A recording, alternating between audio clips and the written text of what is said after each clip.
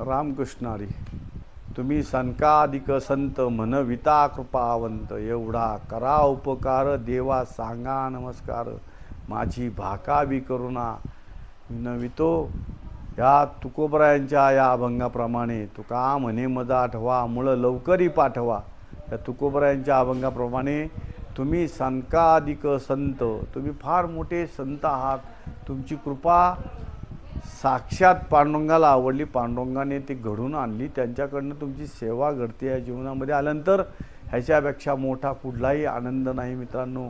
की ज्याप्रमाणे आपण एखादी सेवा करत असतो, एखादं फल प्राप्त करण्यासाठी एखाद्याच्या जवळ जात असतो किंवा ज्या वेळेला एखादा आगीमोळ असेल, आगीमोळ मित्रांनो, ते आगीमोळ ज्या वेळेला प्रत्येक फुलावरती बसायचं आणि त्यातली काय करायचं तर मध चाकायची आणि ती मध आणायची आणि कशामध्ये त्या पोळ्यामध्ये जमा करायची। हे पोळं तयार होतं, अख्खो हजारो माशा काय करत असतात, एकच चिंतन एकच ध्यास की तो गोडवा मिळाला पाहिजे मला।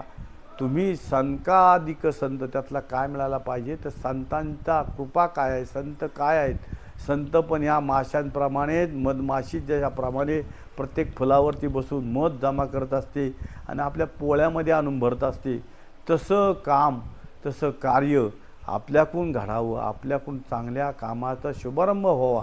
आपण त्या प्रत्येक फुलावरती बसून जी मध जमा करणार आहोत ती मध जमा करायची आणि त्या पोळ्यामध्ये जमा करायची। त्या पद्धतीचं कार्य तुम्ही सनकाधिक संत म्हणविता कृपावंत।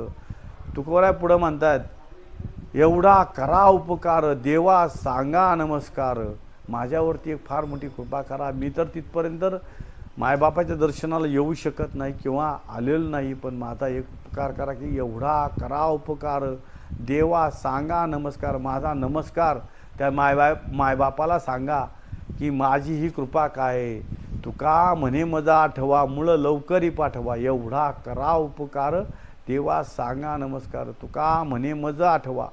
तुका महाराज म्हणतात की मला त्या ठिकाणी आठवा, माझ्यावरती एवढी कृपा करा आणि माझा दंडवत, माझा प्रणाम, माझा साक्षात कुणाला सांगा तर माझ्या मायबापाला सांगा। रामकृष्ण।